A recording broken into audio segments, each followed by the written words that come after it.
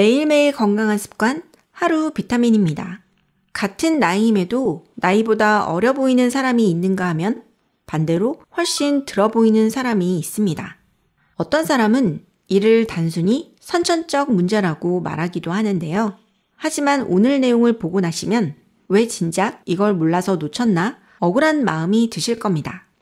노화는 나이가 들어가면서 발생하는 정상적인 변화입니다. 하지만 이런 증상들이 나타나는 경우라면 노화가 아닌 영양소 등의 결핍으로 인해 나타나는 증상일 수 있습니다. 그 첫 번째 증상은 바로 눈가의 잔주름입니다. 잔주름은 나이가 들어가면서 당연히 생기는 것이라 생각하며 어쩔 수 없다고 생각하는 경우가 있는데요. 하지만 사실 이 증상은 비타민 B2 결핍으로 생기기도 합니다. 비타민 B2가 부족하면 눈과 피부에 영향을 주는데 이는 피부를 갈라지게 만들기 때문입니다. 비타민 B2는 비타민 B군에 속한 8개의 비타민 중 하나로 리보플라빈으로 부르기도 하는데요. 이 비타민은 우리에게 꼭 필요한 비타민이지만 체내에 저장이 되지 않기 때문에 음식을 통해서 섭취를 해줘야 합니다. 리보플라빈은 육류보다는 채소에 많이 들어있는데요. 꼭 아셔야 할 것은 리보플라빈은 빛에 약하다는 점입니다. 따라서 채소를 보관할 때는 어두운 곳에 보관해야 리보플라빈이 파괴되는 것을 막을 수 있습니다. 우유를 투명한 용기에 담지 않는 건 역시 이런 이유 때문이죠. 리보플라빈은 반대로 열에 강하기 때문에 채소를 데쳐서 먹더라도 파괴되는 양이 적습니다. 리보플라빈이 풍부한 음식은 채소 외에도 아몬드, 치즈, 달걀이 있는데요. 비타민 B2는 수용성 비타민이기 때문에 필요량을 초과해 섭취하더라도 초과분은 소변으로 배출되게 됩니다. 다음으로 피부가 붉은색으로 변하는 경우인데요. 몸에 아연이 부족한 경우 피부가 붉은색을 띠거나 여드름이 생길 수 있습니다. 아연은 몸의 필수 미네랄 중 하나로 근육, 뼈, 피부, 간, 신장, 눈 등에 있는 성분인데요.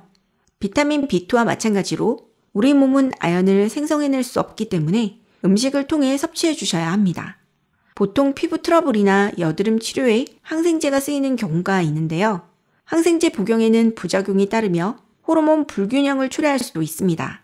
하지만 아연을 충분히 섭취하면 이런 부작용 없이 백혈구의 기능을 활발하게 만들어주고 피부 재생에 필수적인 콜라겐 생성을 촉진시켜주기 때문에 피부 트러블 해결에 도움을 줍니다. 건성 피부로 고민이신 분들도 많으실 건데요. 이런 증상은 비타민 A가 충분하지 못할 때도 발생할 수 있습니다. 이는 비타민 A가 피부를 탄력 있고 젊게 만드는 데 중요한 역할을 하기 때문입니다. 이 외에도 비타민 A는 치아 골격과 연조직, 점막, 피부를 만들고 건강하게 유지하는 데 도움을 주며 눈의 망막에 있는 색소를 만들기 때문에 레티놀로 불리기도 합니다. 비타민 A는 동물성 식품인 육류, 달걀, 치즈, 크림, 간, 콩팥 등에 많이 함유되어 있는데요. 하지만 반대로 비타민 A를 너무 많이 섭취할 경우 안구 건조증이나 각질, 피부를 일으킬 수도 있기 때문에 남성의 경우 하루 권장 섭취량인 900 마이크로그램, 여성의 경우 하루 700 마이크로그램을 넘지 않도록 섭취하는 것이 좋습니다. 입술이 갈라지거나 트는 증상이 있으신 경우 비타민 B6 부족을 의심해 보셔야 합니다. 비타민 B6는 탄력 있는 피부를 만드는 데 중요한 역할을 하는 영양소로 비타민 B6가 많이 든 음식으로는 감자와 각종 영양소를 첨가한 강화 시리얼 등이 있습니다. 비듬으로 걱정인 분들이라면 비오틴이라는 미네랄 부족을 의심해 보셔야 합니다. 비타민 B7인 비오틴은 피부와 모발 건강에 영향을 미쳐 비타민 H라고 불리기도 합니다. 하버드대 연구팀은 비오틴이 모발의 강도를 높이고 조직 생성에 중요한 필수 영양분이라고 밝혔는데요.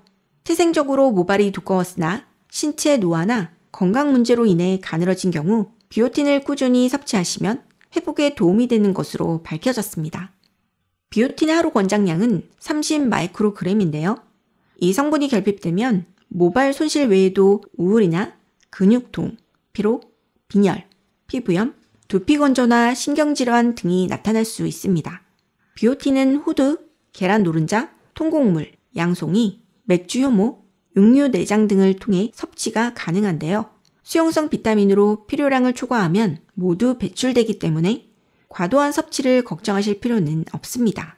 오늘은 영양소 부족으로 인해 생기는 증상들에 대해서 알아보았는데요. 병과 마찬가지로 노화도 예방이 무엇보다 중요하니 오늘 내용을 참고하셔서 충분한 영양소를 섭취하시기 바랍니다. 오늘 내용 도움되셨나요? 구독과 좋아요, 알림 설정 잊지 마시고 지금 바로 꼭꼭 눌러주시고요. 오늘 내용이 도움되셨다면 이 영상을 주위 분들에게도 널리 공유해주세요. 그럼 저는 다음 시간에 더 알찬 내용으로 찾아뵙도록 하겠습니다. 시청 감사합니다. 안녕.